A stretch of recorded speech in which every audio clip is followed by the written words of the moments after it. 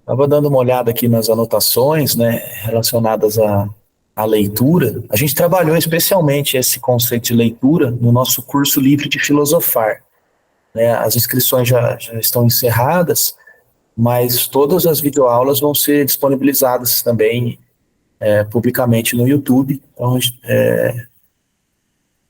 quem está vendo esse vídeo, quem está aqui presente, fica aí a dica para acompanhar o Filosofitas, seja no site, seja no Instagram, @filosofitas1, e lá nós vamos informar quando essas aulas estarão disponíveis para que todos possam assistir. E a segunda videoaula, especialmente do curso livre de filosofar, trata da questão da experiência, a questão da leitura, do ler, e parte do conteúdo traz à tona alguns versos que a gente sempre ressalta aqui, né, que versos da música Espinheira,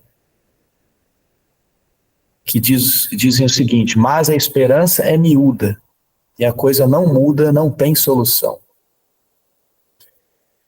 E aqui a grande mensagem, especificamente ligada à leitura: nem tudo que a gente estuda se agarra e se gruda, arrebenta no chão. Há um outro trecho do Leonardo Boff e Mark Hathaway, e lembrando que essas repetições acompanham uma ideia presente nas tradições do pensamento, uma ideia que pode ser expressa na seguinte frase: repetir muitas vezes as mesmas verdades básicas de modos vários. Repetir muitas vezes as mesmas verdades básicas de modos vários. O trechinho do Leonardo Boff e Mark Hathaway, do livro O Tal da Libertação, que inclusive há lá no site filosofitos.com.br, na parte de instrução e educação, parte de encontros de leitura, tem uma sugestão ali da formação de encontros de leitura com este livro, O Tal da Libertação, explorando a ecologia da transformação. Há uma intencionalidade de fazermos esses encontros presenciais. Então a gente pede lá para que o pessoal manifeste o seu interesse para que a gente vá conseguindo um grupo de interessados para poder realizar este encontro de leitura presencial do Tal da Libertação. Ou que seja online, né? Caso não seja possível a presencialidade, o online está aí a internet está aí para auxiliar a gente, né? Bom, vamos lá para o trecho, como de praxe. Precisamos reconhecer que o mero estudo da cosmologia, por si só, é insuficiente. É insuficiente para nossas atuais necessidades. Nossas atuais necessidades. No final, uma mudança em nossa cosmovisão precisa indicar uma autêntica revolução mental, uma reviravolta interna, uma profunda conversão. Ela precisa reorientar fundamentalmente nossa maneira de ser no mundo, nossa maneira de nos relacionarmos com outras criaturas e nosso entendimento do próprio conceito de transformação. Por fim, o trecho aqui, Paulo Freire, Pedagogia da Autonomia: não se lê como se fazê-lo fosse a mesma coisa que comprar mercadoria por atacado. Ler 20, 30 livros. A leitura verdadeira me compromete de imediato com o texto que a mim se dá e a que me dou, e cuja compreensão fundamental me vou tornando também sujeito. Ao ler, não me acho no puro encalço da inteligência do texto, como se fosse ela, a inteligência, produção apenas de seu autor ou de sua autora. Esta é uma forma viciada de ler que não tem nada de ver com o pensar certo. E uma das condições necessárias a pensar certo é não estarmos demasiado certos de nossas certezas. Hoje a gente vai começar o livro Meus Filósofos com o sumário do livro. Depois do sumário, nós avançaremos para a introdução, escrita pelo Morin, contextualizando e explicando a escrita deste livro, que é denominado Meus Filósofos. A introdução também se chama Meus Filósofos. Bom, havendo tempo, nós conversaremos aqui entre nós, né, no final do bloco, de um dos blocos, e a gente define aí a escolha de algum desses filósofos para ler. Eu tenho algumas sugestões, como, por exemplo, Niels Bohr, o próprio Ivan Illich, que, se eu não me engano, era um teórico que dizia a respeito da abolição das escolas.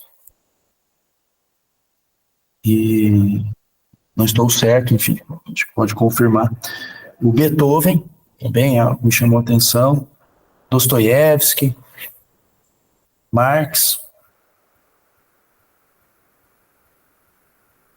Jesus, Buda, enfim. Será aberto um fórum no Moodle para a gente poder trocar impressões desse encontro de leitura sobre os meus filósofos. Então, fica aí a pedido para que vocês interajam na fita fórum de conversas, discussões que será aberta relacionada a este terceiro encontro de leitura da turma 2.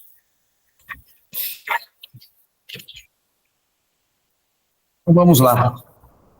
Sumário. Meus filósofos. Depois, Heráclito. O capítulo que trata do Heráclito está subdividido em 5 subcapítulos. O Logos é essencial. Depois, Viver de morte, morrer de vida. Viver de morte, morrer de vida. Depois, acordados, eles dormem. Depois, Pólemos é o pai de todas as coisas. O bem e o mal são uma coisa só. Por fim, sem a esperança, você não encontrará o inesperado. Depois do capítulo de Heráclito, vem Buda, depois Jesus, depois Montaigne, depois... Bom dia, Marcelo. Depois Descartes, depois Pascal. No capítulo de Pascal, Blaise Pascal, há uma divisão em 4 subcapítulos. O primeiro é o tetragrama pascaliano. Depois, a antropologia complexa. Depois, a atualidade de Pascal. Por fim, trabalhar para o bem pensar.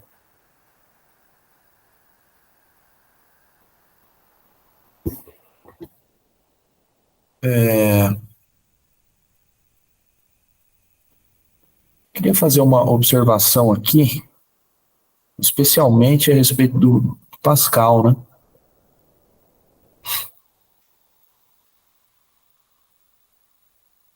Existe um livro do Pascal, datado de 1666, que ele apresenta a ideia da máquina de pensamento. Essa máquina de pensamento ela seria capaz de responder a qualquer pergunta com base no sistema de regras lógicas. 1666. Essa máquina ela seria capaz de superar a limitação humana de conhecimento e erro, mas ainda assim não seria capaz de alcançar a verdade absoluta. E isso eu li Quem escreveu isso para mim foi o ChatGPT. Eu pedi para o ChatGPT comentar a respeito dessa obra de 1666, porque eu tinha em mente que Pascal teria escrito uma tese de doutorado em 1666, que ele comentaria a respeito dessa máquina que responderia tudo de uma forma lógica verdadeira. Não era bem uma tese de doutorado, parece que são pensamentos dispersos, né, mas que foram compilados em uma obra. Não estou certo agora se é uma obra póstuma, mas achei muito interessante, né, trazer essa informação do próprio ChatGPT, né, que me parece que tem relação com essa ideia que o Pascal apresentava lá em 666, mais 1000. Bom, mas só um parênteses aí. Seguindo no sumário, então, Heráclito, Buda, Jesus, Montaigne, Descartes, Pascal, agora Spinoza, depois Rousseau, aí Rousseau voltam a ter subcapítulos. O homem natural, a boa sociedade e a vontade geral, ensinar a viver, e por fim, Voltaire ou Rousseau. Depois vem Hegel. Hegel também está subdividido em subcapítulos. A dialética, a astúcia da razão, a totalidade é a não-verdade e o concreto. Depois, Marx. Marx também está subdividido em, assim como Heráclito, em 5 subcapítulos, que são o seguinte: o homem genérico, a praxis, a revisão do marxismo, revisão está entre aspas, então a revisão do marxismo, depois, ultrapassar Marx, conservando-o, e por fim, o pós-Marrano.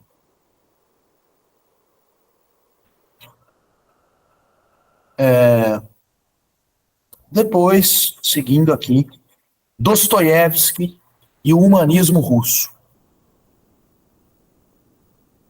Depois, Proust. Depois, pela primeira vez, não é mais o nome de um filósofo, mas sim uma escola, no plural, na verdade, que se chama As Psicanálises. E aí são os subcapítulos: a psicanálise da morte, depois as cavernas humanas, depois as unimultiplicidades e unidiversidades humanas, depois Freud pós-Marrano, ou Marrano aqui de novo, pós-Marrano.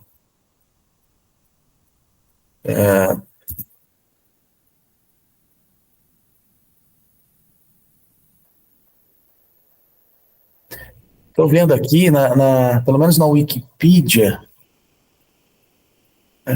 Marrano são expressões hebraicas que designam os descendentes de judeus convertidos compulsoriamente a outras religiões, sobretudo cristianismo e islamismo.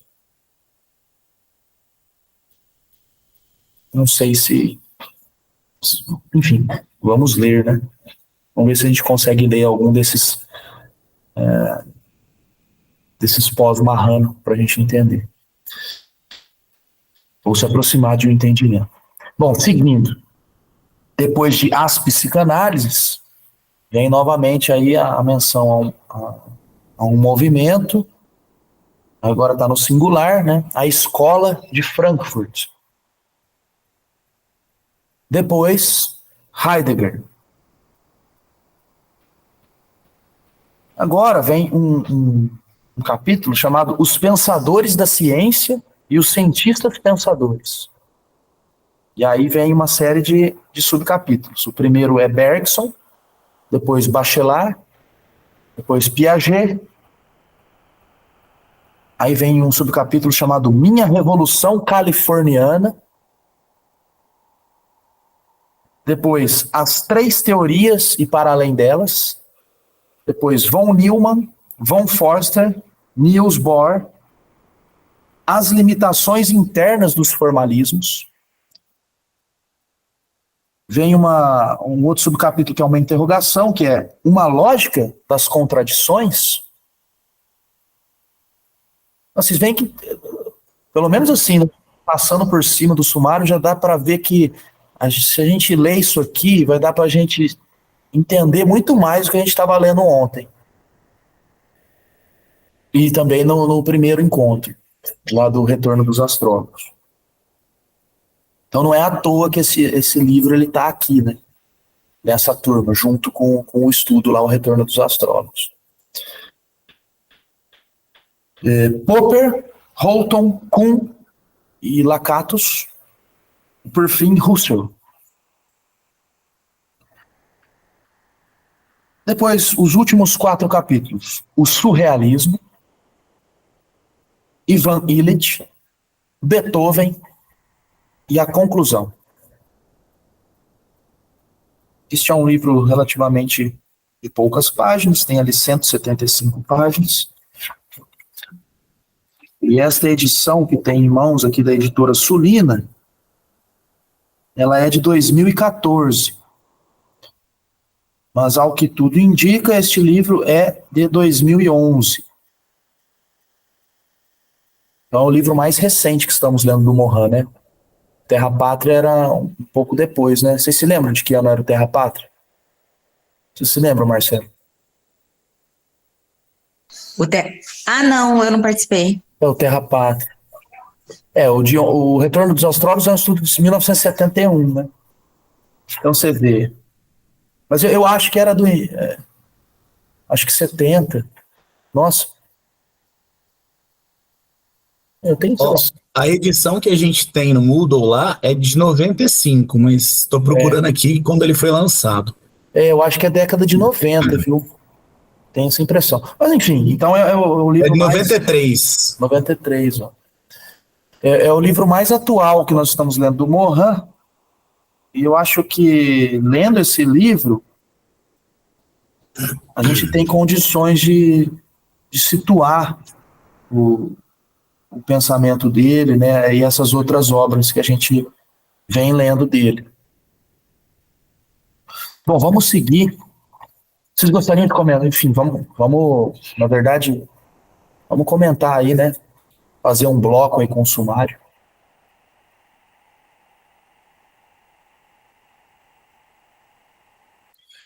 Eu achei interessante que são pensadores de todas as áreas, né, cara? Eu me surpreendi ao ver o von Neumann aqui, fiquei curioso para o que ele tem a dizer sobre o pai do computador moderno, né? Eu fiquei curioso com a Revolução Californiana, né? Provavelmente bastante ligação com o que ele vinha falando lá da revista Planeta, né? Da ideia da nova gnose.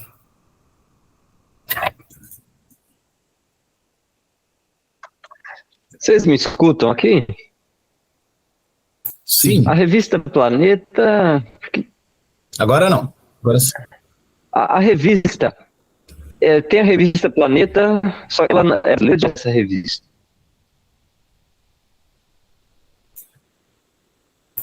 Ele é da França. Porque ela... E ele menciona no anexo que a gente leu no primeiro encontro.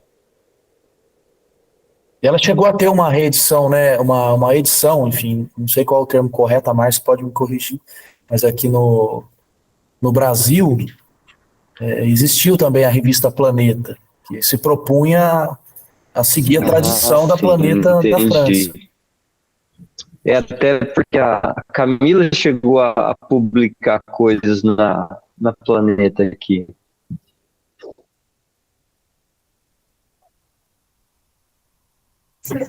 Olha só. Mas quando? E há anos 90, eu acredito. Porque essa Planeta é a mesma Planeta difundida na França, será? Porque ela teve uma breve história né? Foi de 61, né? A 72, acho que foi. Essa primeira, né? O planeta lá. Depois parece que ela teve algumas. Estimulou, né? Algumas produções. Aí aqui no Brasil também. Até hoje tem a Planeta, eu estava vendo aqui, eu tenho um site, né? Que pelo conteúdo ali que eu observei, eu senti que pode ter uma relação com a Planeta lá da França, né? Uma intencionalidade, ao menos, de dar continuidade àquelas ideias lá. Mas não é a mesma Planeta, como você está dizendo. Aquela Planeta da França, ela encerrou em um período curto lá. Eu acho que essa nova Planeta, essa atual, ela... Porque teve no Brasil também a Planeta, inspirada na Planeta da França, que era mais surrealista que essa atual, né? Pelo menos a rápida olhada que eu dei, não achei tanto... E o interessante é que ela causou tanto impacto, né? E assim, pelo que eu colhi, que eu vi, assim, ela veio falar coisas que até então muitos era tabu, muitos não falavam. E ela trouxe um grande impacto para a época. Ele até fala sobre sobre a questão do realismo, que é um realismo fantástico, né? Que ela vem... E o humanismo evolucionário. E assim, a temática é bem diversificada, né? Traz...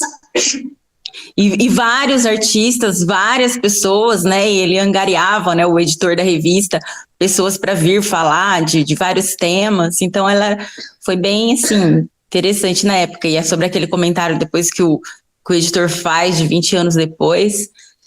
Ele fala que, na época... Tinha os críticos que eles exaltavam ela, né, na oratória, mas que escrevia também criticando. Então, assim, foi bem...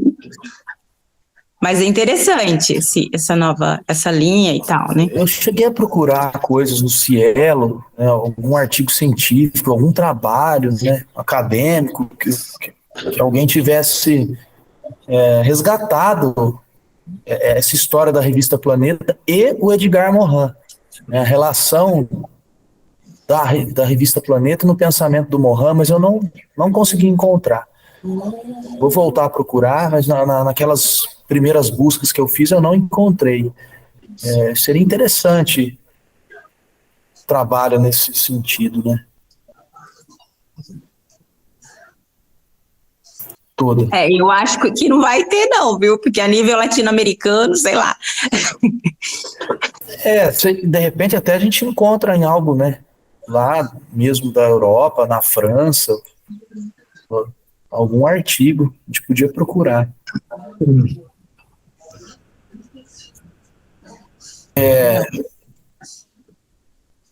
Bom, vamos seguir lá no PDF, então, os meus filósofos, né? Primeiro capítulo. No PDF a gente não tem a conclusão? Não. Não? Tá. Então vamos para a introdução, meus filósofos. Por que razão aceitei a sugestão que me fez Jean Teles de conceber um livro sobre meus filósofos? Sem dúvida, para revisitar os espíritos que me formaram e me alimentaram, bem como reconhecer minha dívida múltipla para com eles. Para mim, essa dívida é fundadora, pois, nascido para a vida e para o pensamento sem verdade fundamental e sem herança intelectual, foram os pensadores, não apenas os reputados filósofos, mas também historiadores, romancistas e poetas que me nutriram. Na verdade, minha família não me transmitiu nenhuma verdade, nenhuma cultura, a não ser um amor pela música, pela canção popular do lado paterno, pelo bel canto do lado materno. Imigrados para a França, meus pais não vinham de uma nação, mas de uma cidade, situada no centro do Império Otomano. Salônica, em sua maioria povoada por sefaraditas que falavam o velho espanhol e também o francês, sem por isso possuírem uma cidadania turca. Enraizei-me na cultura e na cidadania francesas. Depois, com o tempo, descobri e alimentei minhas múltiplas raízes mediterrâneas, ibéricas, italiana, balcânica. Não recebi nenhuma verdade religiosa de minha família, que era muito laicizada. Era muito laicizada. Para meu pai, que tinha 5 irmãos e irmãs, a única religião era a da solidariedade familiar, que desapareceu com minha geração de filhos únicos. Olha só. Na verdade, eu não dispunha de sistema imunológico mental que me permitisse rejeitar ideias não conformes à minha herança cultural, pois essa herança não existia. Interessante isso, né? Ele fazer toda essa construção, né, dizendo que ele não recebeu nenhuma cultura erudita dos pais, né, da família, nem mesmo uma religião.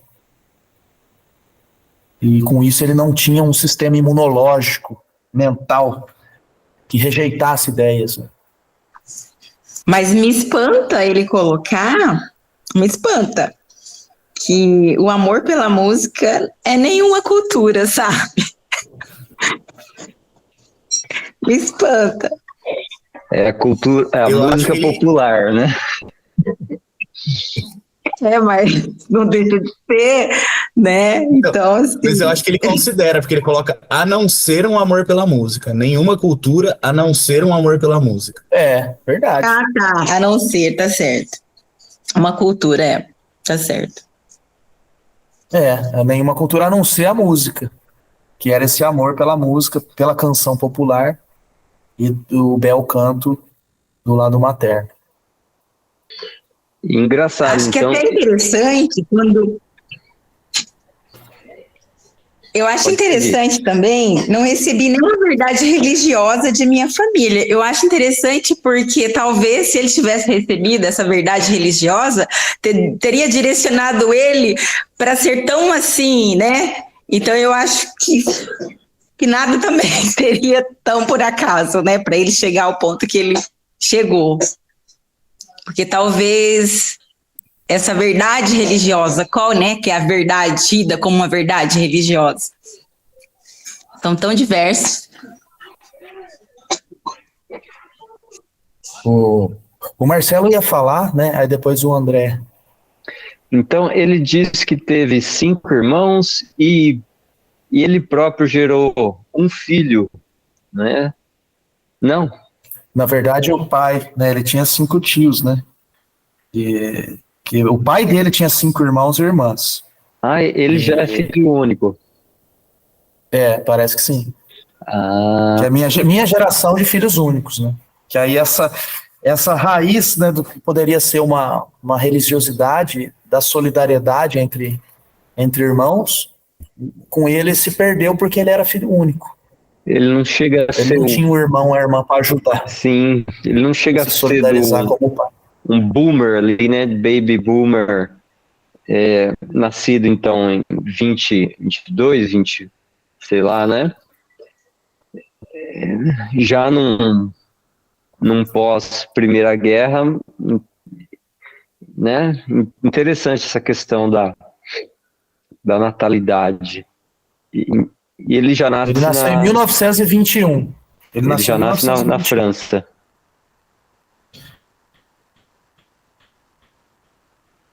Parece que sim. Não ficou claro se ele nasceu na França ou se ele migrou com os pais, né? Só diz que os pais foram para a França, lá de Salônica. O André? Não só juntar o pensamento que você tinha falado com o que o da Márcia falou, do não receber nenhuma verdade religiosa e ter a mente limpa para não rejeitar nenhuma ideia, né? Eu acho que isso está intrinsecamente ligado. Isso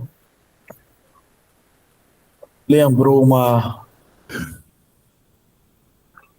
um pensador que o Humberto Roden sempre menciona, era um pensador médico, que ele falava que o cristianismo institucionalizado, ele funciona como uma vacina para o espírito do Cristo. Então, o cristianismo, para esse pensador, que depois eu posso recuperar o nome aqui, que o Humberto Roden menciona, ele funcionaria como uma vacina, porque a pessoa se torna imune ao espírito do Cristo. Ela não compreende, ela não se toca mais pelo verdadeiro Cristo. Então, o cristianismo funcionaria às avessas do que ele se propõe, como uma vacina. Então, quando ele fala do sistema imunológico mental, né, essa metáfora aí do sistema imunológico, me fez pensar na vacina. Mas aí é também como se fosse a questão da folha em branco, né? A pessoa é uma folha em branco que você imprimir vai ficar. Então, se a pessoa cresce assim, ela vai ser assim, não é? Tudo que for herança familiar, você vai virar a sua verdade? Não necessariamente, né? Cada existência nas suas circunstâncias, nas suas relações, nos seus lugares, nos seus tempos.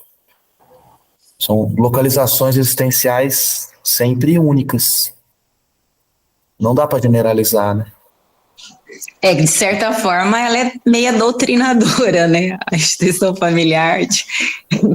E aí, à medida que você vai adquirindo seu caminhar, eu acho que aí você pode escolher, né?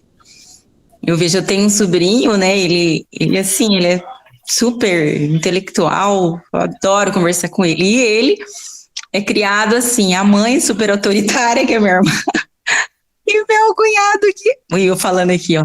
Isso é público, gente. E o meu cunhado que ele é policial. Então eu vejo ele tão acuado dentro Entre a cruz desse núcleo, que ele assim se contrapõe o tempo todo e é embate o tempo todo. Mas eu acho muito legal isso. E eu achei uma coincidência aqui muito... que eu estou lendo aqui um livro, né? E aí quando você citou aí os pais dele de Salônica, eu falei, acho que é. E aqui, lendo este livro aqui, né, da uma jornalista espanhola, Carmina Forte, o Castanheira disse que a avó dela, a avó dele, era turca da Salônica. Olha. Falei, não é possível. Pois é, então os pais do Mohan também. São parentes. Então, o Castanheda, então, os pais do Castanheda eram lá, de lá também? A avó da Salônica. Tá. Castanheda é espanhol? Não. Se diz brasileiro. É? Rapaz. Sim.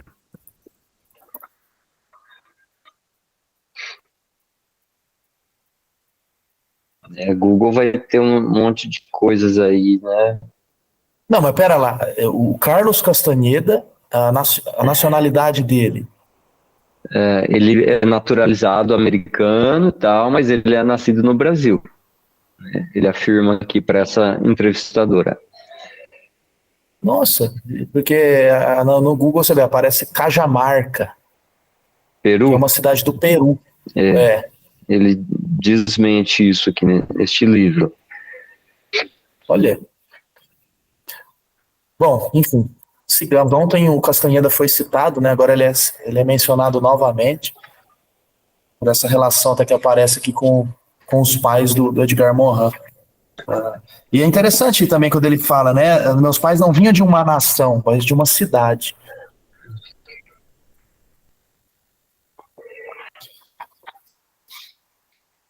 Uma cidade situada no centro do Império Otomano, Salônica. Bom, continuando. Isso me levou a buscar minhas verdades por minha própria conta nas fontes mais diversas.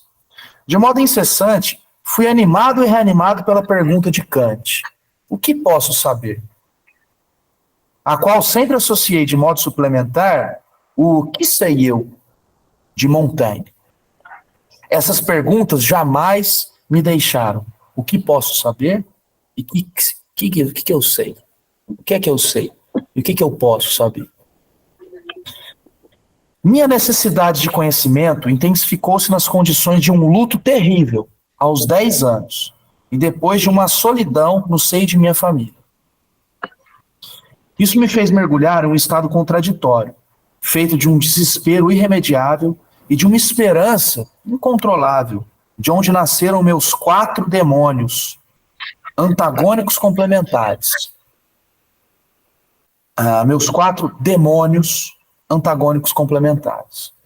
São eles: a dúvida avassaladora e a busca de uma fé. A racionalidade e o misticismo.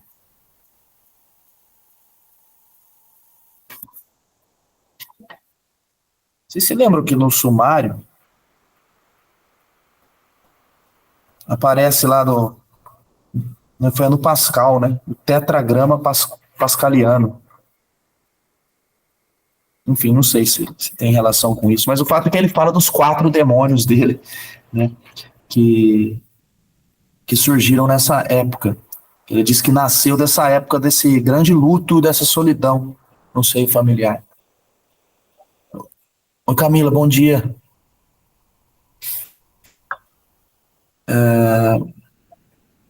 Chamados para a vida pelo acontecimento fundamental que foi a morte de minha mãe. Eles surgem também um do outro. Chamados para a vida pelo acontecimento fundamental que foi a morte de minha mãe, eles surgem a qualquer momento, tal como os gênios das 1001 noites, e surgem também um do outro. Cada um deles é portador de sua verdade, contrária, no entanto, à verdade dos outros. Olha, cada um deles é portador de sua verdade, contrária à verdade dos outros. Então, a dúvida avassaladora tem a sua verdade, mas é contrária à busca de uma fé. A busca de uma fé tem a sua verdade, é contrária à dúvida avassaladora. A racionalidade tem a sua verdade, mas é contrária ao misticismo. E assim por diante. Isso me fez conservar na idade adulta e até os dias de hoje uma curiosidade infantil, que precede a morte de minha mãe. Nota de rodapé aqui da mãe. Não sei se tinha 3 ou 4 anos. Eu estava ainda em minha pequena cama de criança, protegido por uma espécie de grade, uma barreira metálica, para me impedir de cair. Essa cama ficava no quarto de dormir de meus pais, e meus pequenos sapatos estavam sob a chaminé, pois era noite de Natal, e meus pais me haviam assegurado que o Papai Noel viria à noite depositar presente em meus sapatos. Depois, meus pais saíram para festejar. Fui obrigado a ficar acordado até o fim da noite para verificar se de fato o Papai Noel existia. E no início da manhã, vi meus pais caminharem na ponta dos pés para colocar os presentes dos meus sapatos. Eu não lhes revelei o que havia descoberto, deixando-os na ilusão de minha ilusão.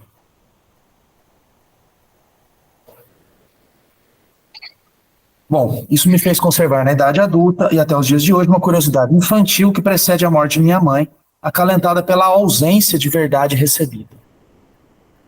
Com isso, fui estimulado a elaborar um pensamento apto a reconhecer e a afrontar incessantemente as contradições, em situações em que o pensamento normal não vê senão alternativas, e a descobrir minhas verdades em pensadores que se alimentam de contradições, a saber, Heráclito, Pascal, Hegel e Marx. Da mesma forma, eu me sensibilizaria com a filosofia chinesa do Tao.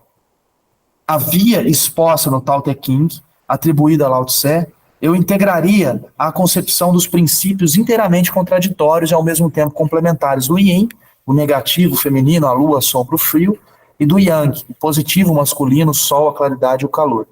na unidualidade do ser, noção que se impôs a mim. Unidualidade do ser. De fato, fui muito influenciado, muito sensível mesmo, à parte de verdade que argumentos os mais diversos ou contraditórios pareciam conter. A parte de verdade que argumentos os mais diversos ou contraditórios pareciam conter. E por isso, defrontei-me incessantemente com minhas contradições. Eu caminhava inconscientemente na direção da complexidade, ou seja, na direção da conciliação e da complementaridade das ideias, fossem elas antagônicas ou separadas umas das outras. Viu? Até por isso, né, ontem, parando, interrompendo aqui, vai para mais um bloco, ontem apareceu essa dimensão, né, da crítica dura que o Mohan estaria dirigindo à astrologia. Eu acho que talvez, por já ter tido acesso a essa compreensão aqui, eu não conseguia ver essa crítica dura do Mohan, né? Porque ele está sempre buscando isso, né? Ele fala dessa questão das partes de verdade que argumentos os mais diversos ou contraditórios contêm. Essa coisa que dá complexidade, né? De caminhar na direção da complexidade, ou seja, na direção da conciliação e da complementaridade das ideias.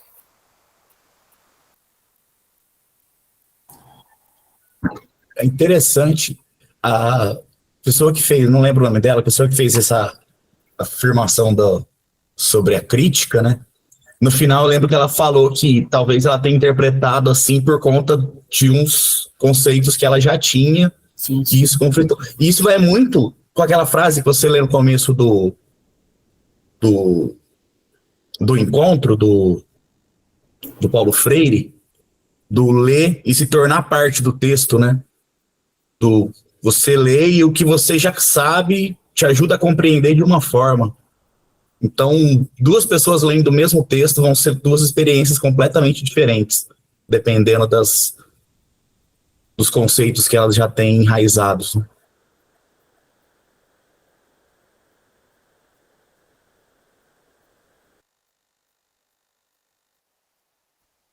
Vai lá. Marcelo. Sim, e até mesmo porque eu me lembro, eu estou sem o texto, né? Mas no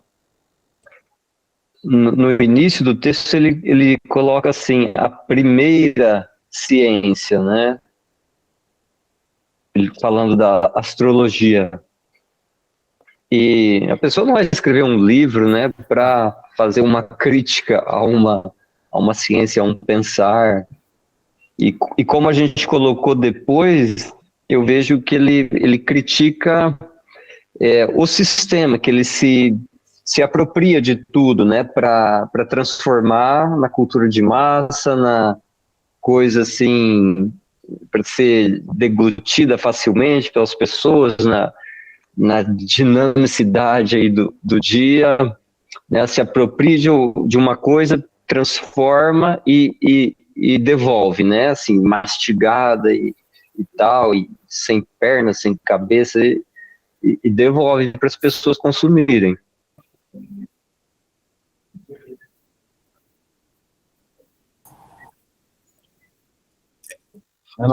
Eu acho que nesse processo que o Marcelo comentou aí de se apropriar, mastigar e devolver, que mora a crítica dele, né, porque ele critica a astrologia se transvestindo de ciência e abrindo mão da sua parte mágica, né? Ela se vendendo como ciência para se encaixar melhor nesse público. Então, acho que é muito... A hora que o Marcelo estava falando, me veio essa crítica na cabeça. Então, acho que vai ao encontro. Eu lembrei do fato... quando fala o editor da revista lá, Planeta, ele fala da morte da Planeta, né? Quando ela acaba, da falência dela, que ela caminha para essa direção também, né? De se tornar uma coisa mais comum e de encontro mais ao que as pessoas queriam ouvir. Então, assim, depois de um certo tempo, ela deixou de ser tão impactante. E aí foi, né? vendida e tal, umas coisas assim, pro mercado mesmo.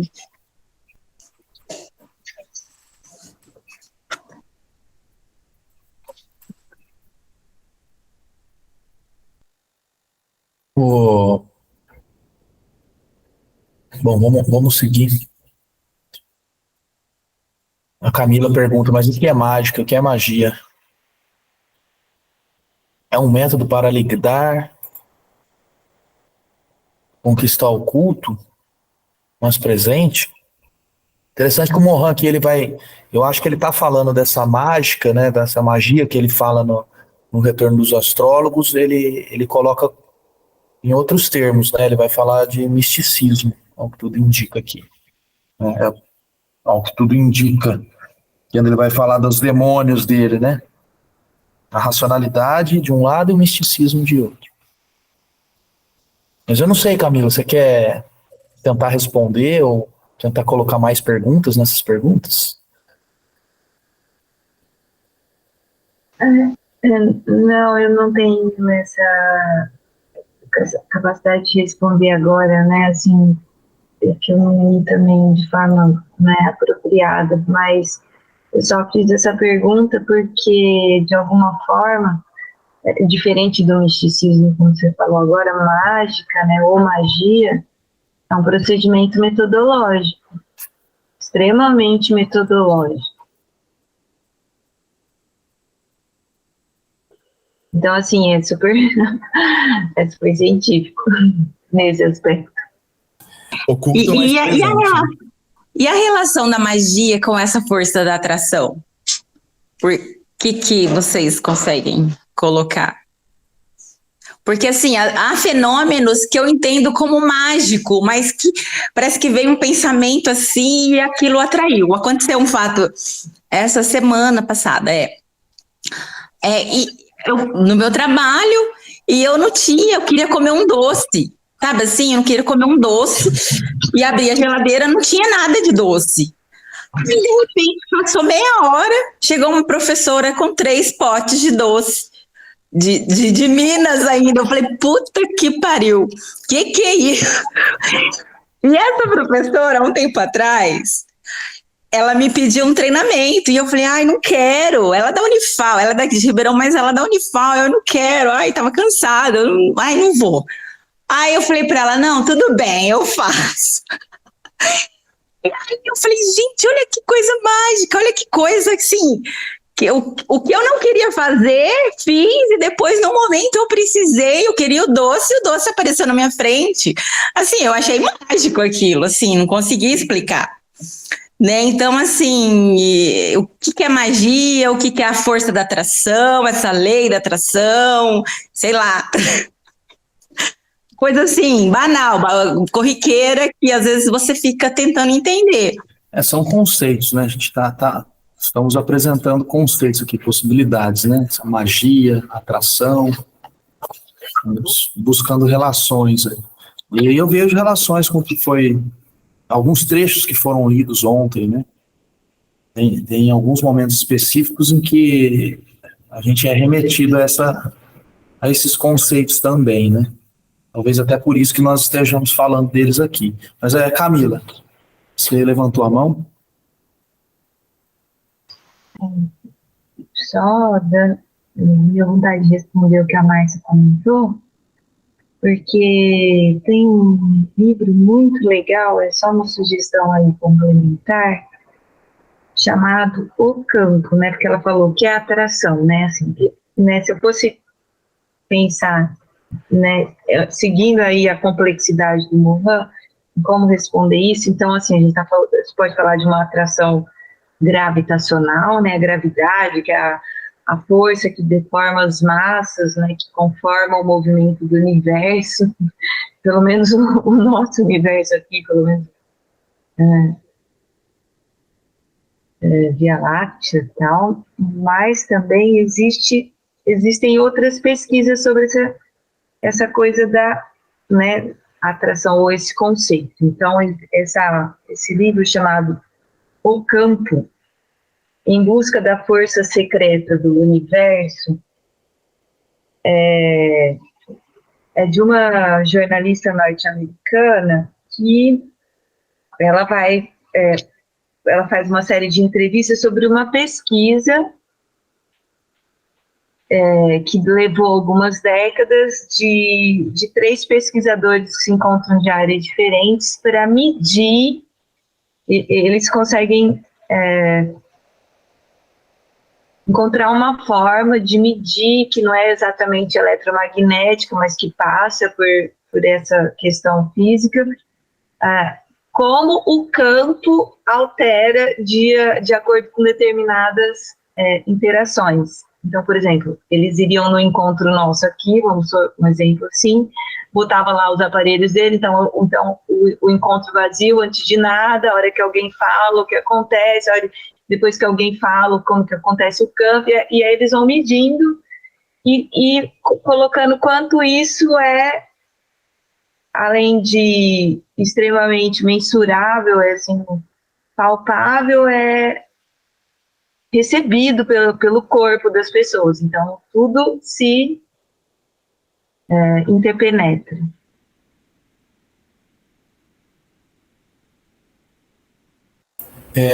Essa questão da complexidade do Mohan, né, que a gente falava, a gente lia e fala e lê, lembrei aqui de uns termos, né, quando me foi apresentado o pensamento do Mohan, que era algo no sentido de sair de um isolar e separar, um isolar e separar, para um distinguir e unir. Eu acho que isso é chave para entender esse sentido de conciliação, né, que ele fala, a direção da conciliação, da complementaridade.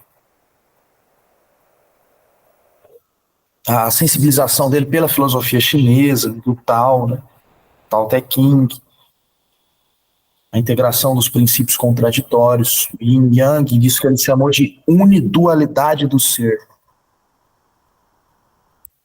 Ele vai seguindo, adolescente, eu fui seduzido pela ideia da luta que se trava em 2 frentes. Na época, lembro que ele nasceu em 1921, né?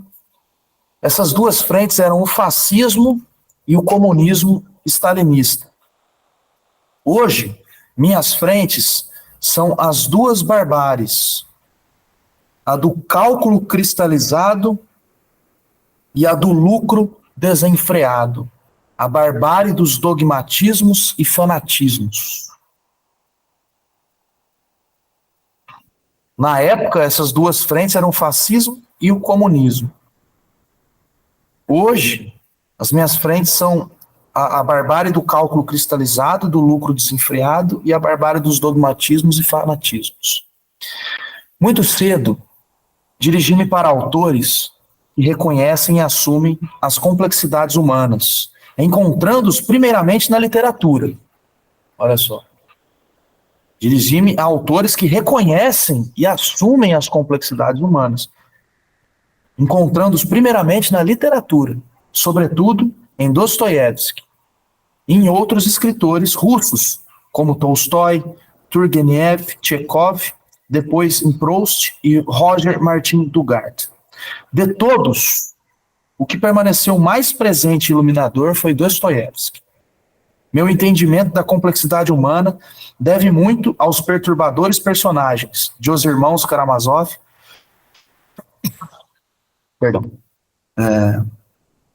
Os Demônios ou de Crime e Castigo. E foi nesse último livro, lido primeiro que os outros, que adquiri a compaixão pelos humilhados e ofendidos, assim como a ideia de que a redenção do criminoso é sempre possível. Jovem, experimentava uma emoção intensa diante das complexidades históricas. É necessário dizer que meus anos de adolescência correspondem às épocas indecisas e angustiantes dos anos 1930. Eu tinha 12 anos quando Hitler ascendeu ao poder, 17 anos no momento da Frente Popular, no começo da Guerra da Espanha e dos primeiros grandes processos de Moscou. Como muitos de minha geração, tomei consciência das coisas e, ao mesmo tempo, da crise da política e dos questionamentos sobre a história. A história estava, então, em transe. Depois, se desencadeou e, como a muitos outros, arrastou-me tanto em seus furores quanto em suas aleatoriedades. Meu senso da complexidade das incertezas da história foi reforçado graças aos ensinamentos de Georges Lefebvre, professor de História da Revolução Francesa na Sorbonne, que em 1939, quando eu tinha 18 anos, me transmitiu 2 ensinamentos capitais. O primeiro, o de que as consequências das ações históricas são frequentemente contrárias às intenções daqueles que as decidem. Então, primeiro ensinamento do Lefebvre, professor dele, quando ele tinha 18 anos. As consequências das ações históricas são frequentemente contrárias às intenções daqueles que as decidem. Mais tarde, essa ideia fecundará minha concepção da ecologia da ação. O segundo ponto que foi ensinado a ele, pelo professor, o da retroação do presente sobre o conhecimento do passado. Lefebvre nos ensinava que cada época ulterior da história da França havia produzido, segundo a experiência de seu presente, uma concepção diferente da Revolução.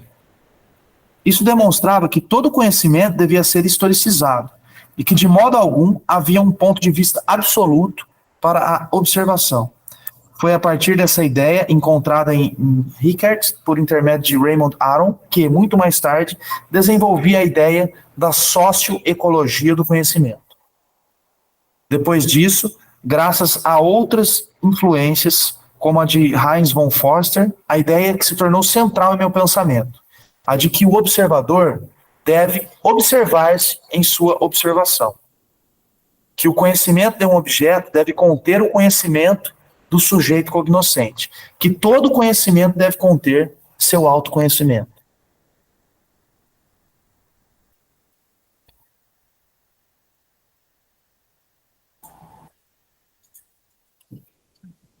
Vai lá, André. Cara, essa parte do segundo ensinamento aí, o primeiro também é fantástico, né? Das consequências serem frequentemente contrárias às intenções. Mas esse segundo, da retroação do presente sobre o conhecimento do passado, a gente tem visto muito ultimamente, né? Que essa história de revisionismo, de pessoas dizendo, não foi assim, não foi bem assim, os historiadores mentiram, seu professor de história mentiu para você. Isso não é um fenômeno moderno, tão atual, né? Isso já vem desde a adolescência do Morin, pelo menos. Da juventude, né? E da juventude do professor dele, provavelmente. Provavelmente. E outra coisa que eu fiquei curioso, no começo desse bloco, ele coloca os antagonismos, né? As barbáries, que aí ele contrapõe o cálculo cristalizado e o lucro desenfreado. Eu não entendi o que seria esse cálculo cristalizado. Porque, para mim, deu 2 interpretações: o cálculo cristalizado e lucro desenfreado, e a barbárie dos dogmatismos e fanatismos, né? Então ele contrapõe cálculo cristalizado e lucro desenfreado, e depois os classifica como barbáries dos dogmatismos e fanatismos. Ou ele coloca cálculo cristalizado e lucro desenfreado de um lado só, e do outro lado a barbárie dos dogmatismos e fanatismos. Eu acho que é isso, essa segunda, entendi.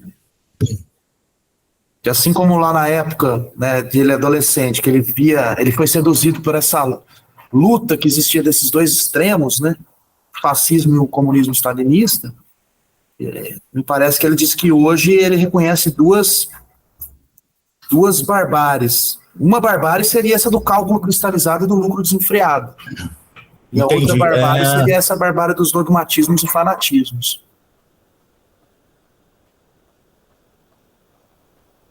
Agora faz mais sentido. É interessante, ontem eu pensava em algo nesse sentido que apareceu aqui no final. Que parece que ele colocava isso Não sei, acho que nas primeiras leituras que a gente fez, eu não sei se foi ontem também, no Retorno dos Astrólogos, quando ele vai falar da astrologia, né? Acho que foi ontem. Essa coisa de que é central no pensamento dele, né? Ele fala das influências e ele vai destacar o que é central no meu pensamento, a de que o observador deve se observar na sua observação. Nós, enquanto observadores, devemos nos observar na observação, enquanto observamos. E eu acho que quem observa a astrologia, não, quem vivencia a astrologia, deve se perceber enquanto alguém que está vivenciando aquela astrologia, observando aquela astrologia, e atribuindo sentido, encontrando informações que são válidas para o autoconhecimento. Né? Depois ele vai falar isso aqui, todo conhecimento deve conter seu autoconhecimento. E falar para vocês que eu acho que tem uma relação, inclusive, desse autoconhecimento contido no conhecimento com a ideia de leitura que a gente tem procurado cultivar. E se tornar-se sujeito do texto que lê, ou que seja aquela revolução mental, aquela reviravolta interna, aquela profunda conversão. Essa profunda conversão diz respeito ao autoconhecimento, a uma transformação pessoal, individual. E você vê que ele destaca também, talvez ali uma certa crítica, né, mas talvez uma crítica histórica, ou mesmo um reconhecimento histórico de uma certa psicologização, né, não voltar-se para o indivíduo.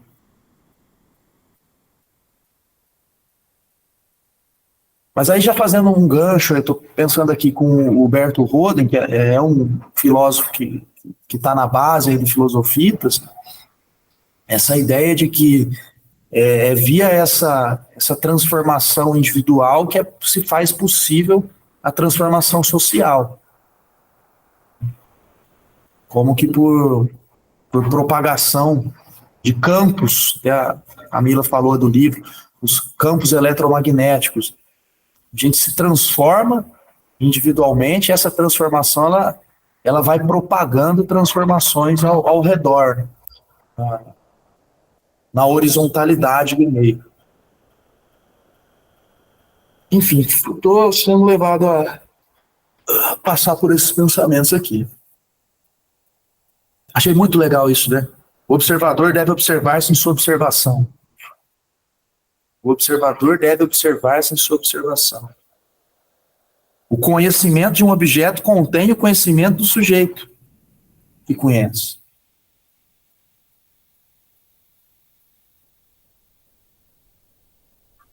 É aquela questão antiga lá também o gato de Schrödinger, né? André conhece bem o experimento?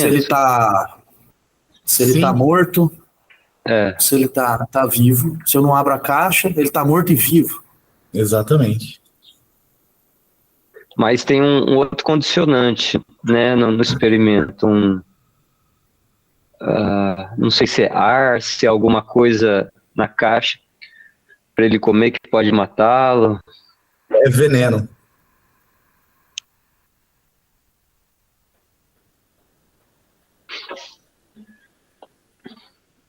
E me lembrou também isso, o Krishnamurti, ele tem um pensamento sobre essa questão do observador, que ele fala sobre atenção. Então, eu não vou saber colocar o pensamento dele aqui, mas o que eu me lembro é que ele quer tirar a atenção, não é uma coisa... eu não sei se ele descarta o termo observar, que esse termo observar ele implica um esforço, e aí então ele quer descolar essa questão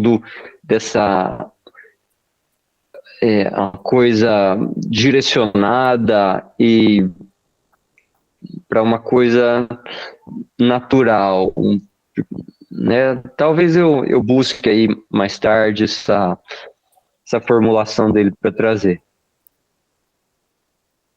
Beleza. Camila escreveu lá que é o que o pessoal da etnografia chama de observação participante na descrição etnográfica. Levantou a mão também. Olha lá, Camila.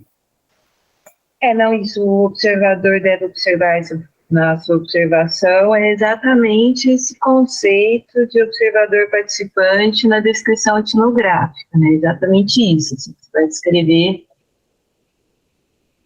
de acordo com a sua própria cosmologia em diálogo, né? Sempre a gente volta para aquele lugar. Mas que eu queria comentar com o Marcelo foi, vocês falaram sobre a atenção, né, um dos livros do Amit Goswami, né, o universo autoconsciente, como a consciência cria a matéria, e um dos exemplos que ele dá é da questão da luz, né, se comportar como partícula e como onda. Então, depende do observador. E uma pergunta boa, quer dizer, uma pergunta que eu fiz, eu não confesso que eu não fui pesquisar direito sobre essa resposta, mas eu não encontrei, assim, pesquisando ordinariamente, vamos dizer. Então, se a nossa capacidade de observação fosse, eu acredito que a nossa capacidade de observação é plural, por isso que eu achei interessante quando ontem se falou da consciência dupla. Sim, a gente tem uma consciência plural, né, capaz de... Mas se a gente, de fato, conseguisse ter atenção sobre os dois fenômenos ao mesmo tempo, talvez a gente enxergasse a onda e a partícula. Né? Então, ele diz assim, ou a gente vê a onda ou a gente vê a partícula, mas é porque esse aspecto que o Marcelo falou sobre a atenção, mas se a nossa atenção fosse treinada ou desenvolvida, será que a gente veria os dois fenômenos ao mesmo tempo? André?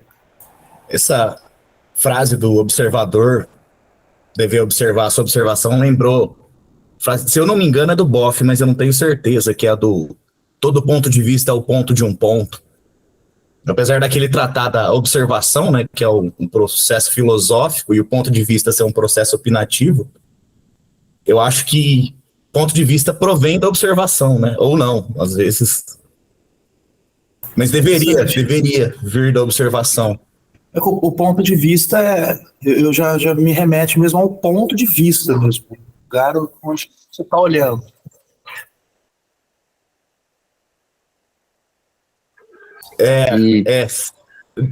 Pode ir, Marcelo, desculpa. E quando a Camila coloca essa pergunta, aos nossos olhos, eu acho que isso não acontece, né? Essa medição partícula ou onda, né, penso ser uma coisa laboratorial, onde o cientista faz uma escolha. Ele vai observar a onda, ele faz a medição, ele vê onda, ele faz um experimento, ele capta a partícula, né? Eu acho que e voltando então, quem é o observador que observa, né? Ele observa o quê?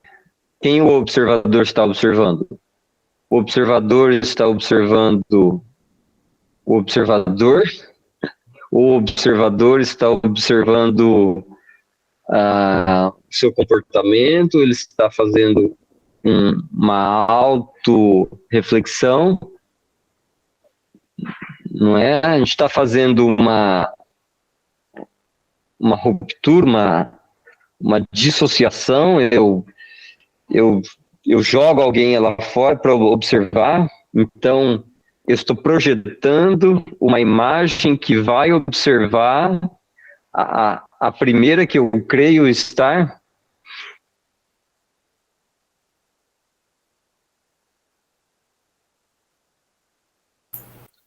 Como é a observação de si? Como é a observação de si? E o que é que nós estamos observando? Como é o observado com o observável e o observador?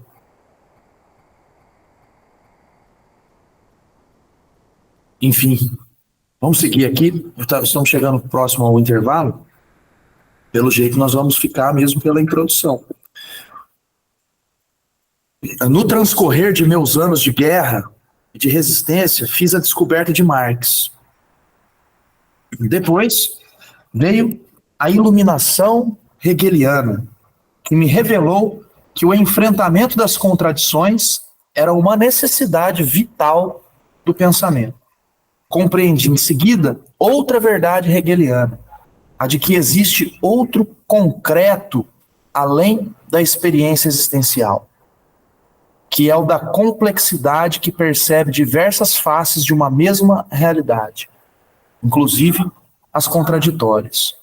As tendências de meu espírito, fecundadas por Hegel, puderam naturalmente conceber como complementares o século das luzes e o romantismo, Voltaire e Rousseau, Kant e Hegel, Hegel e Kierkegaard, a racionalidade científica e o surrealismo, cuja importância meu amigo Dionísio Mascolo me fez conhecer, e a ideia surrealista de que a poesia deve ser vivida se desenvolveu em minha concepção de vida humana bipolarizada entre prosa e poesia. Quando éramos estudantes resistentes, em 1942, meu amigo Jacques Francis Roland e eu fomos iluminados por Rimbaud, e principalmente por seu livro, Uma Estação no Inferno, que de modo sublime exprimia todos os segredos da adolescência, da nossa inclusive, e que fornecia todo o seu sentido poético, exaltando nossa revolta e nossas inspirações. Abre aspas, recebemos todos os influxos de vigor e ternura reais, e no despontar da aurora, armados de uma ardente paciência, entraremos nas esplêndidas cidades. Será então viável para mim possuir a verdade em uma alma e um corpo. Foi assim que fui animado pela vontade de entrelaçar, tanto quanto possível, filosofia, ciência, literatura, poesia, e bem antes que surgisse em mim a necessidade imperiosa de utilizar esse termo, eu buscava a complexidade, que significa integrar simultaneamente as múltiplas dimensões de uma mesma realidade, a saber, a realidade humana, as incontornáveis contradições e as inelimináveis incertezas. Em 1949, com 28 anos, enquanto trabalhava em O Homem e a Morte, descobri e integrei Freud, Rank, Ferenczi, as contribuições das múltiplas ciências humanas, das filosofias e da biologia. Nesse livro, pude dar livre curso à minha fome onívora de conhecimentos e, ao mesmo tempo, forjei nele minha transdisciplinaridade, desenvolvendo a autonomia de pensamento. De resto, mesmo em minha juventude marxista, eu era assimilador e aberto a todas as influências. Meu avanço intelectual e o trabalho sobre novas problemáticas fizeram-me descobrir novos autores que me influenciaram e cujas contribuições eu soube integrar. O leitor os verá neste livro. Existiram 2 períodos cruciais neste avanço, 1956-1958 e 1968-1970. E também, note de rodapé, e também 3 reorganizações genéticas, que destaco mais adiante. Os anos 56 e 58 são aqueles do período Khrushchev, do outubro polonês, da Revolução Húngara e de sua repressão, depois do golpe da Argélia, da queda da Quarta República e da ascensão de De Gaulle ao poder. São também os anos da revista Arguments, na qual, juntamente com meus amigos, empreendíamos uma reinterrogação do marxismo e, mais amplamente, uma reinterrogação de todos os problemas. Foi no transcorrer desse período que recebi a contribuição dos pensadores da escola de Frankfurt, principalmente de Adorno, Horkheimer e Marcuse. Depois, o do segundo Heidegger, de quem tomei emprestada a noção de era planetária, veja só, para caracterizar nosso tempo de mundialização. Depois da extinção da revista Argumentos, em 1962, estreitei mais do que nunca meus laços com Claude Lefort e Cornelius Castoriadis, e cada um a seu modo, ultrapassamos o pensamento de Marx, integrando-o inteiramente em uma rica constelação de pensadores. Um longo trabalho de crisálida começou sem que eu tomasse consciência dele. E foi, sobretudo, no curso de uma fantástica permanência na Califórnia, no período de 1968 a 1970, que se operou em mim um equivalente intelectual de mutação genética, e fez sair de sua crisálida o pensamento complexo, informação. E em 68, ele nasceu, nós falamos aqui em 21, não é isso? É 1921, não é? Isso. 68 ele tinha 47 anos. Foi quando operou, segundo ele, essa mutação genética que fez ele sair da crisálida, que é o pensamento, né? A borboleta do pensamento complexo. Então ela surgiu. Em Meus Demônios, então tem Meus Filósofos e tem um livro chamado Meus Demônios. Em Meus Demônios eu descrevi esse processo de reforma genética que havia começado em maio de 68 e que devia provocar minha terceira grande reorganização genética. Nesse livro, apresento minhas 3 grandes reorganizações ou mutações cognitivas e existenciais. A primeira, que corresponde ao meu período da Guerra e da Resistência, ocorreu em torno dos ensinamentos de Lefebvre, aos quais foram adicionados os de Maurice Aimard, em Toulouse, e de minha descoberta de Hegel, que li e atualizei por intermédio de minhas leituras de Marx. Ela corresponde à necessidade de fazer comunicar as verdades isoladas, de integrar as contradições, de integrar a dúvida, que após a minha leitura de Hegel tornou-se o negativo, ou seja, a própria energia do espírito. A segunda corresponde à elaboração de uma antropologia complexificada, que iniciei tanto em O Homem e a Morte, como também em O Cinema ou O Homem Imaginário, seguida da crise de meu marxismo, que foi acompanhada de uma reinterrogação generalizada de todos os saberes e problemas. A terceira reorganização ou mutação cognitiva e existencial aconteceu em maio de 68, seguida pelo ano que passaria no Instituto Salk de Pesquisas Biológicas em La Jolla, Califórnia. Em Meus Demônios escrevi: La Jolla foi mais do que um oásis em minha vida.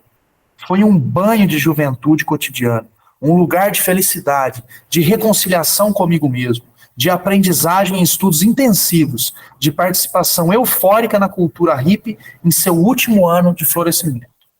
Foi aos 50 anos que recomecei um aprendizado, assimilando novas ideias e teorias que até então me eram desconhecidas. A teoria da informação, Weaver Brillouin, a cibernética, Wiener Ashby Bateson, a teoria dos sistemas, von Bertalanffy, iniciando-me na problemática termodinâmica da desordem, de Boltzmann e Prigogine, na problemática da auto-organização, com von Neumann, com von Neumann e von Foster, descobrindo os trabalhos sobre a ciência de Popper, Kuhn, Lakatos, Halton. Sem que interrompesse minhas pesquisas e estudos concretos sobre problemas contemporâneos, essa última reorganização genética se orientou definitivamente para os problemas radicais do conhecimento e para a elaboração de um método da complexidade, que aí o famoso livro dele, né, em vários volumes, O Método, de 1977 a 2005. Como já afirmei antes, jamais cessei de partilhar da pergunta de Kant: o que posso saber? Mas sempre quis responder também a sua recomendação de passar pela antropologia. Ao o que posso saber, tornava-se necessário para mim associar o que é o homem? Pergunta que se desdobrava em outra: quem sou eu?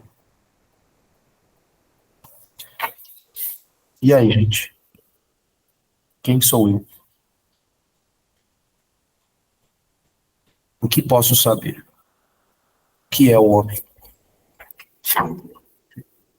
E acrescentar a pergunta do Montaigne, né? O que eu sei?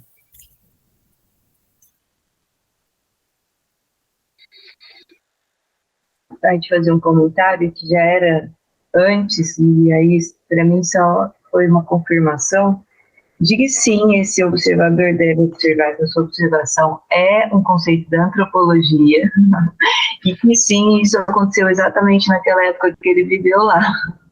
Então, ele está falando exatamente do conceito de observação. Quer dizer, claro que é sempre bem complexo, mas é porque é bem no momento em que eles mudaram, né, esse lugar da antropologia, da observação. Então, que legal, que morrendo de vontade de ler esse livro, Métodos dele. Obrigada. Meus Demônios, né? Esse livro Meus Demônios também parece que... E o método, né? O livro do Rimbaud que ele cita, qual é?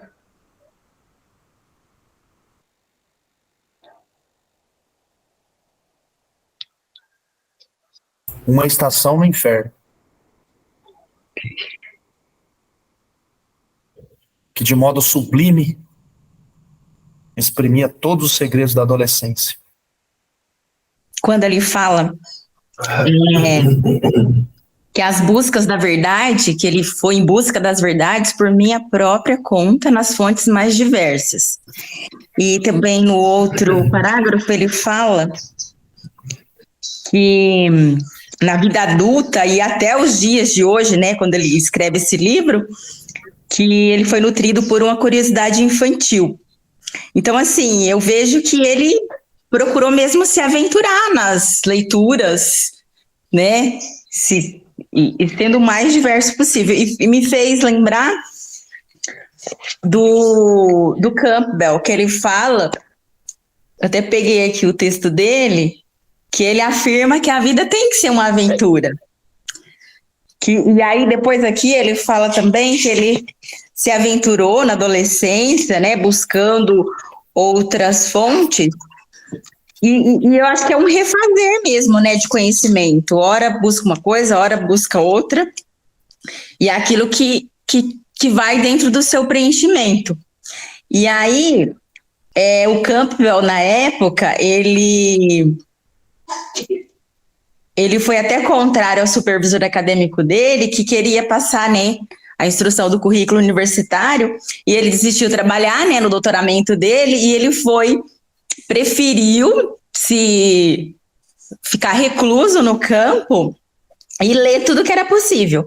E aí ele fala assim, ele preferiu recorrer-se ao campo para ler e prosseguiu a vida toda a ler livros sobre quase tudo, antropologia, biologia, filosofia, arte, história e religião.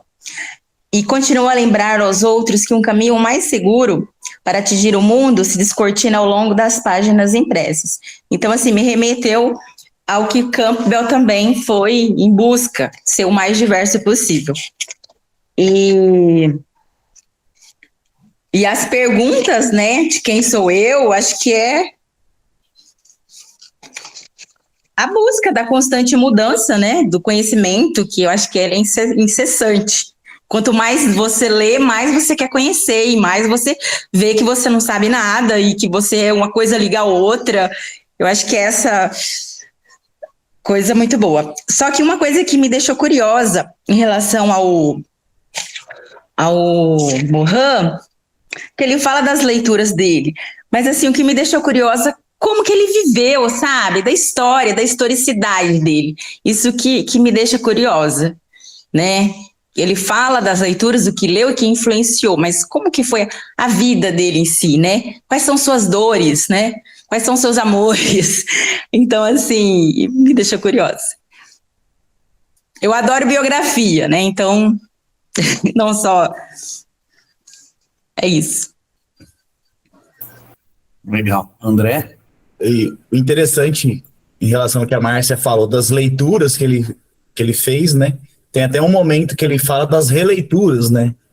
Que ele leu Marx e depois releu à luz de Heidegger. se eu não me engano, ou de outro filósofo. É muito interessante esse processo de você reler alguma coisa à luz de novos conhecimentos, né? Acho que a compreensão muda. E isso que a Márcia vinha falando da biografia dele também é algo que influenciou, né? Que pelo menos eu acho que deveria ter influenciado o conhecimento que ele adquiriu nessas leituras a partir da própria história dele. Legal. Bom, vamos seguindo ali naquelas perguntas do Kant, né? O que posso saber, o que é o homem, quem sou eu, aquela outra do Montaigne, o que eu sei, what the bleep do we know. A gente segue aqui, sobre a antropologia complexa corresponde à minha necessidade fundamental de conceber a unidade e diversidade antropológica, na qual a diversidade humana aparece como o tesouro da unidade humana, assim como a unidade humana aparece como o tesouro da diversidade humana. De modo complementar, ela correspondia à minha necessidade de religar o antropos, que contém em si bios, physis e cosmos, termos que não são diferentes entre si, ou seja, implicam emergência, palavra que indica todo o mistério do humano. Nunca deixei de retomar minhas interrogações, revificadas pelos acontecimentos, pelas histórias vividas, pela história trágica e incerta. Minha pesquisa antropológica só poderia ser antropobiológica, pois o homem é um animal e um ser vivo. E uma vez que somos constituídos por moléculas, átomos e partículas que se formaram no curso da história cósmica, naturalmente cheguei na antropobiocosmologia, o que me esclareceu muito sobre a vida e o mundo. O humano faz parte da vida, e a vida faz parte do humano. O humano faz parte do mundo físico, que faz parte dele. O humano faz parte da história do cosmos, que por sua vez é interior ao humano. O conjunto homo-biocosmo constitui um circuito recursivo ininterrupto, no qual cada termo está implicado no outro, alimenta o outro e depende do outro. E assim, de modo incessante, senti-me participante da vida, fazendo parte da vida e ao mesmo tempo fazendo parte do cosmos, participando de sua aventura extraordinária. Toda essa aventura do conhecimento não me fez dissipar a aventura, mas reconhecer o profundo mistério inerente à condição humana, à vida, ao universo e àquilo que denominamos realidade. Os filósofos que me marcaram são aqueles que nutriram a unidade e a diversidade de minhas interrogações. Meus filósofos, volto a repetir, não são todos filósofos. Entre eles encontram-se romancistas, como Dostoiévski, matemáticos e metamatemáticos, como Heinz von Forster, fundadores de espiritualidades e de éticas, como Jesus ou Buda, e também o titã Beethoven, que expressa em palavras uma filosofia profunda em seu "tem que ser assim?" Sim, tem que ser assim. Nota de rodapé. O Mohan refere-se ao quarteto de cordas número 16 em Fá maior, Op. 135, de Beethoven, escrita em 1826. O último dos 4 movimentos leva o título A Difícil Decisão. Tem que ser assim? Tem que ser assim. Sem meus filósofos, eu não seria ninguém. E não poderia sentir senão emoções violentas, horrores, encantamentos. Com eles, cultivei e formulei minhas emoções violentas, meus horrores, meus encantamentos. Eles nutriram minha vida ao nutrirem meu pensamento. E meu pensamento, formado a partir deles, nutriu minha vida. Como já afirmei antes, daí decorre a necessidade de hoje reconhecer minhas dívidas e expressar meus reconhecimentos. Minha relação com a filosofia foi aberta e jamais se fechou na disciplina filosofia. Conhecimentos históricos, biológicos, antropológicos, físicos, matemáticos, de meu professor Georges Lefebvre e von Foster, formaram algumas de minhas ideias filosóficas. Em contrapartida, filósofos como Heráclito, Pascal, Rousseau e Hegel me incitaram a nutrir-me sempre mais de conhecimentos históricos, biológicos, antropológicos, físicos e matemáticos. De modo algum posso esquecer minha dívida com meus companheiros de vida, como Dionis Mascolo, Robert Antelme, com companheiros de aventura intelectual, como Jean Duvinot, Costas Axelos, François Fetiot, nos tempos da revista Arguments, Claude Lefort e Cornélios Castoriadis, com os amigos do Grupo dos 10, que se reuniu entre 69 e 76. Jacques Robin, em primeiro lugar, Henry Atlan, Joe de Rosnay, René Passé, Michel Rocard, Jacques Salvin. Posteriormente vieram os amigos e irmãos da Aventura da Complexidade, Jean-Louis Lemoyne, Mauro Ceruti, Gianluca Bock, Oscar Nicolaus, acrescidos de novos companheiros de todos os continentes. Na filosofia, assim como em todos os outros domínios, fui como uma abelha que produz mel a partir de todas as flores. Recolhi pólen de Kant sem me deixar absorver pelo kantismo. Recolhi muito mais de Hegel sem me transformar em um hegeliano. Isso significa também que, sem ser parcial, minha cultura filosófica é lacunar, no sentido em que jamais isolei meus conhecimentos filosóficos. Sempre busquei integrá-los em um processo intelectual e existencial, global, religador, contraditório. Busquei e sempre encontrei em meus filósofos estimulações e, por vezes, iluminações. Nossa, lindo esse parágrafo. Aproveitando, eu notei aqui, né, ele não faz menções, não há, na verdade, né, menções a pensadoras, né, ou mesmo os companheiros de vida, né, todos, ao que pude reconhecer aqui, são homens, né.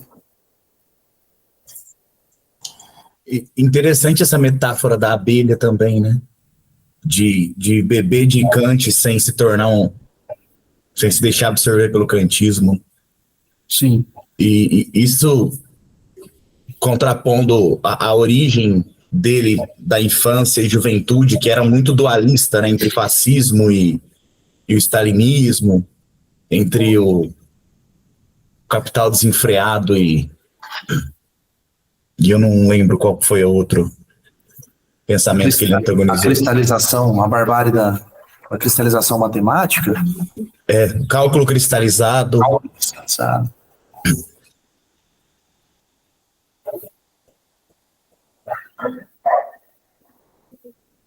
Eu entendo essa história do cálculo cristalizado como sendo aquilo que 2 mais 2 é 4, não é 5. Diferente do que diz a música lá, 2 e 2 são 5, não é mais 4 não.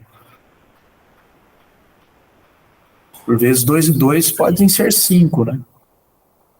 Uhum. Mas dentro desse cálculo cristalizado, não.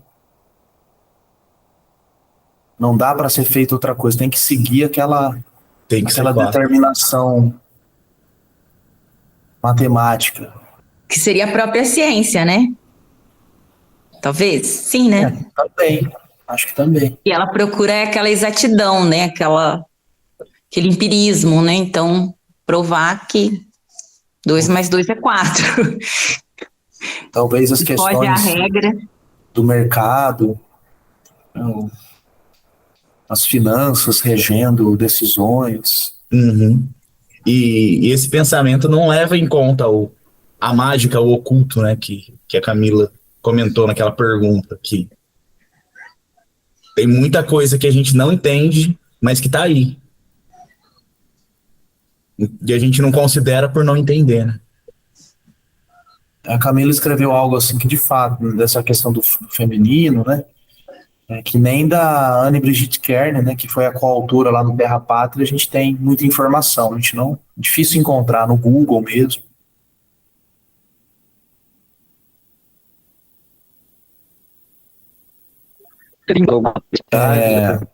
Bom, vamos... Vai lá, Marcelo. Vinculado a uma universidade, ele é professor Alguém sabe? Ou já, imagino que nessa altura da vida, né?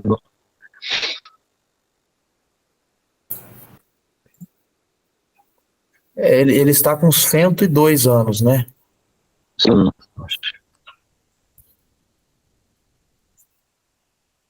Vamos, uma breve busca aqui. Pesquisador emérito do Centro de Pesquisa Científica, formado em Direito, História e Geografia, autor de mais de 30 livros.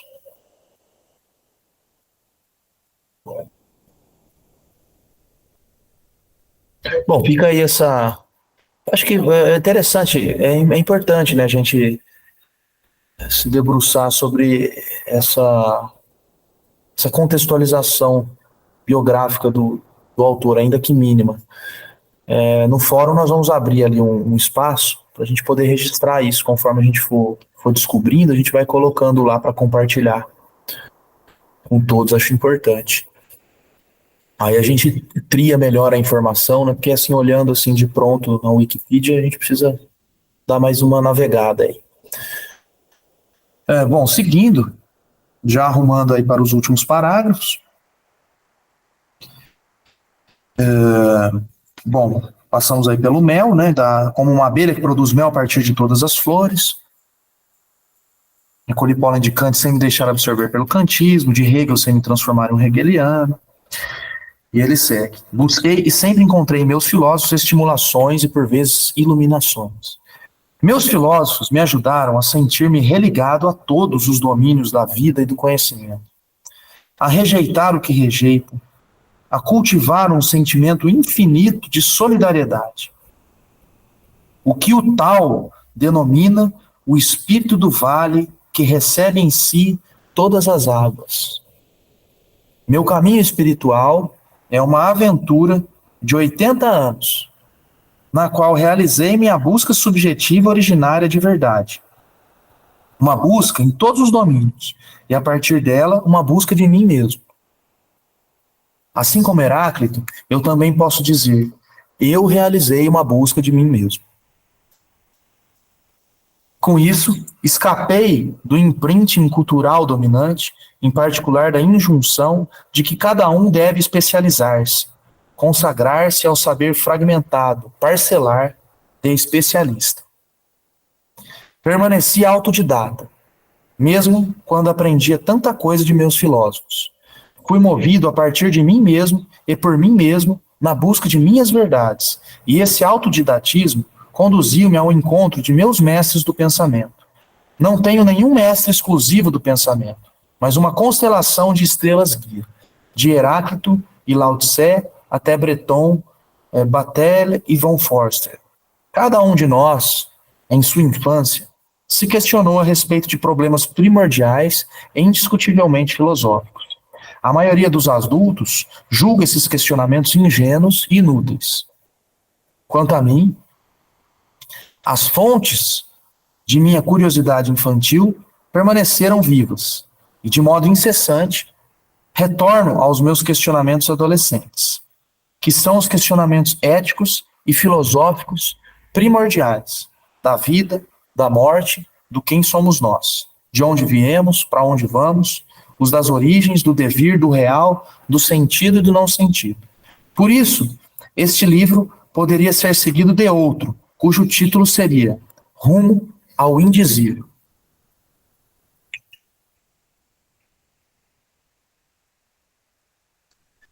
Aquilo que não é possível ser dito, seria? O que Clarice Lispector disse, né, trecho de um livro, o meu melhor livro será quando eu de todo não escrever.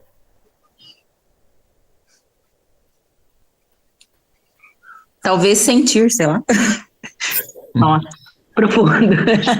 Acho que essa interpretação em um caminhar para a morte.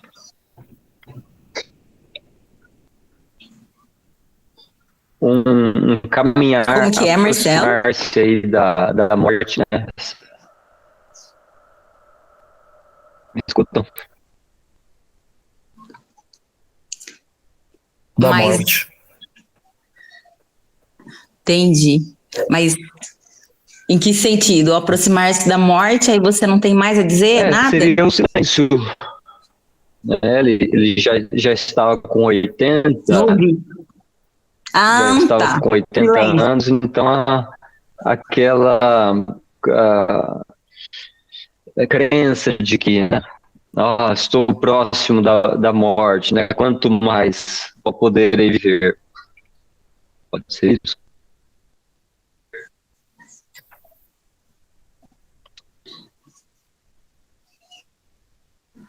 Olha, eu sou vizinha de um grande filósofo de Ribeirão. E assim, eu fico tentando compreendê-lo. Sério. Ele vive isolado, assim, e ele tá com 96 anos. E eu observo, ele vive sozinho, e eu acho que assim, só que ele foi fantástico, né, para academia, fez produções muito boas. E talvez, assim, fazendo essa analogia, assim, do silêncio mesmo, né, Eu pensei aqui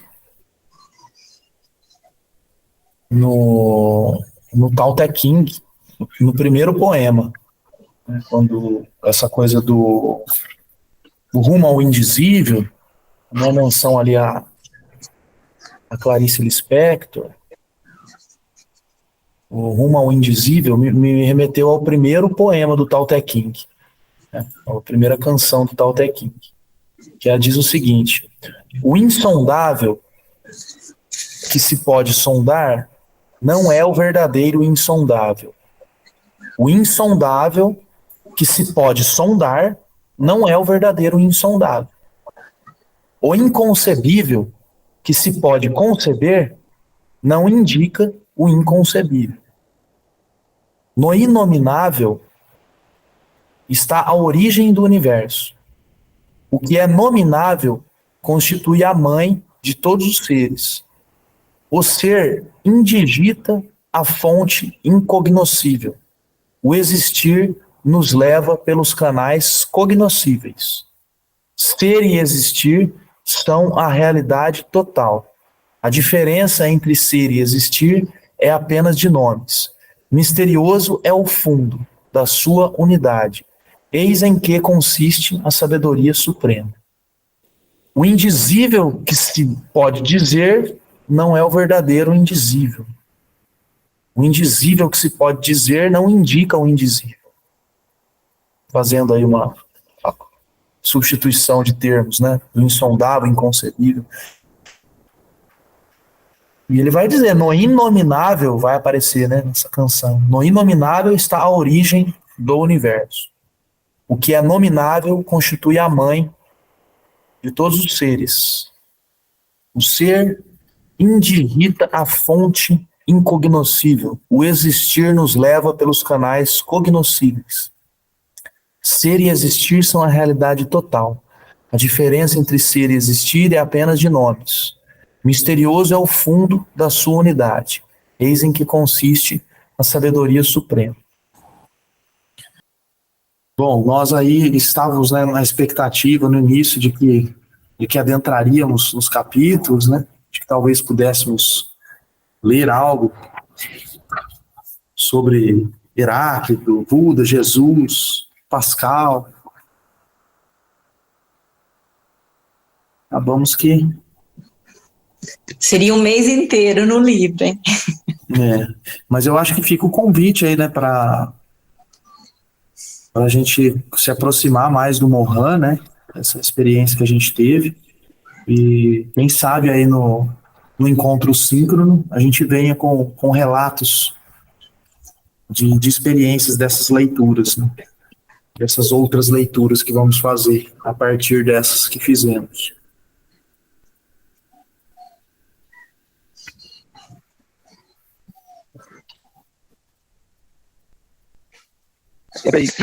Como tem livro dessa semana do Márcio, uma coisa Ô, Léo, não dá nem para ler. Mas tá cortando. O Marcelo estava falando, Ah, desculpa. mas estava. O som começou, depois parou. Display um livro do Mohan essa semana, motivado pelos encontros.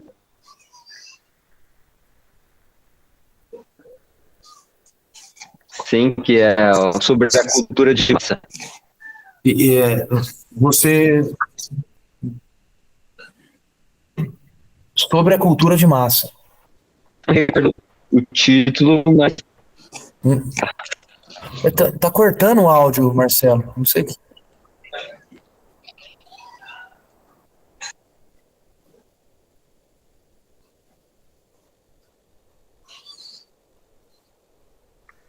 esse fone sempre dá problema. Isso, esse aí tá chegando.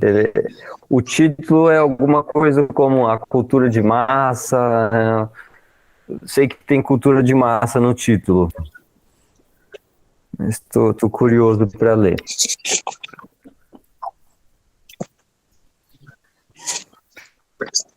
Márcia, você dizia algo?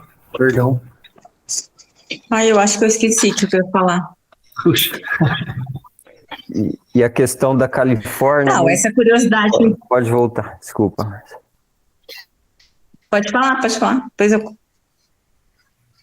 A questão da Califórnia, né? Como ela representou também para o Foucault. Eu ficava também aqui pensando se ele tem, né? Se ele tinha esses relacionamentos com Foucault, com o próprio Deleuze e né, verdade, né? O Foucault em São Francisco, né? Ele tem a questão da sexualidade bem aflorada ali, né? Ele acaba sendo muito bem quisto lá em São Francisco, né? Já aqui o Mohano, ele não sei qual é a cidade, né? Parece que não é São Francisco, né? Ele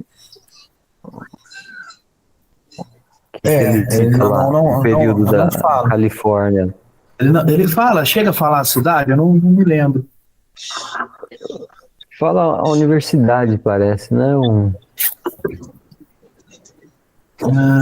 nome espanhol, né?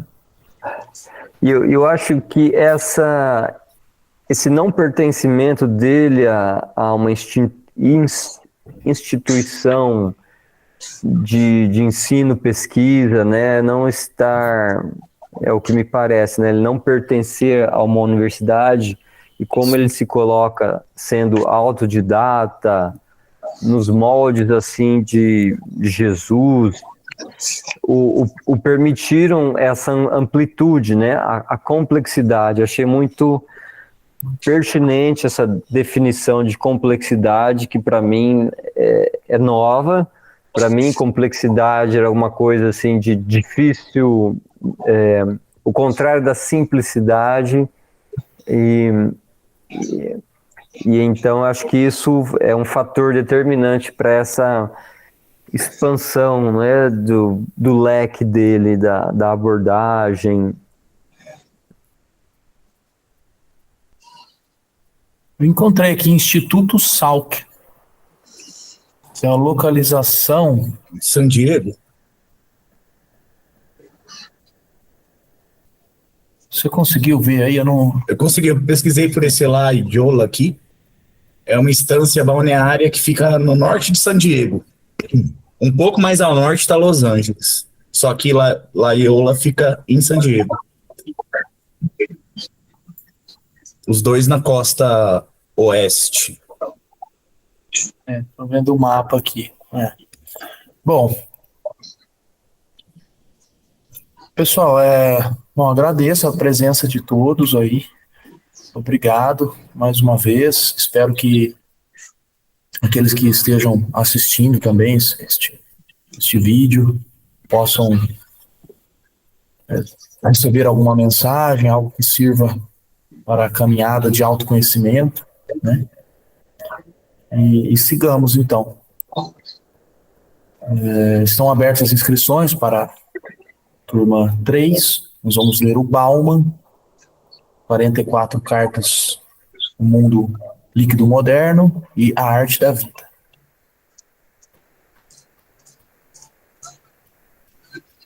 Então é isso. Obrigado, gente. Gostariam de fazer considerações finais? Eu acho que o que fica para mim dessa introdução, não é?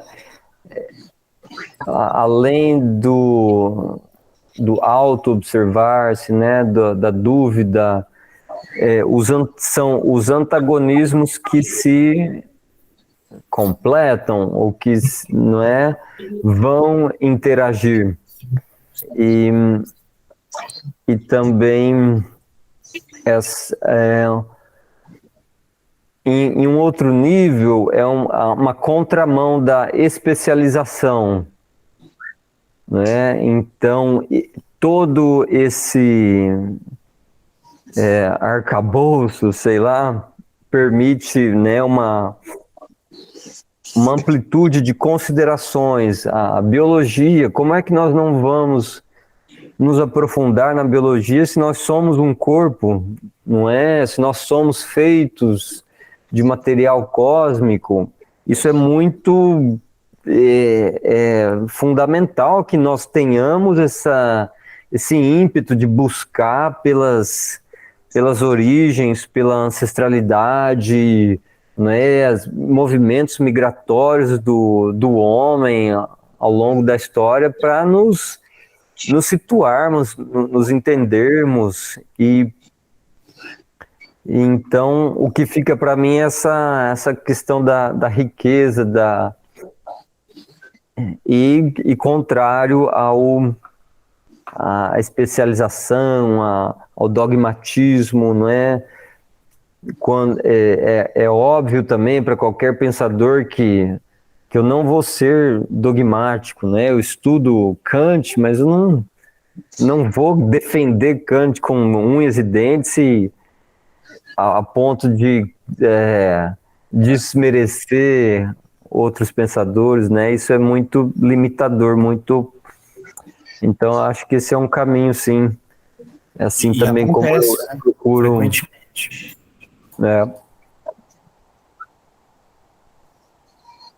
Então, agradeço também vocês, um prazer, Márcia, André, Leonardo, Camila. Até o próximo aí, então. O que eu acho que eu vou falar agora, tá? Obrigada, Marcelo. Prazer também. O que, assim, que é legal de perceber é a diversidade que ele traz, né, na sua passagem aí, e a integralidade, né, que eu acho que é integrar e não dividir, que eu acho que traz como mensagem para mim. E aí eu queria mencionar um pensamento de Goethe, que eu gosto, e que ele fala, que é uma mensagem, né, que ele traz, que a tecnologia não vai nos salvar, nossos computadores, nossas ferramentas, nossas máquinas não são suficientes. Temos que confiar na nossa intuição, no nosso verdadeiro eu. E agradeço também esse momento, que assim, é muito bom estar aqui e sentir esse estímulo, né, do conhecimento, da leitura. E é isso, só tenho a agradecer. Obrigado pela iniciativa, Leonardo, parabéns a todos aí que estão envolvidos nesse projeto. Valeu, Márcio, valeu, Marcelo, valeu, Camila, valeu, André. Até mais, então.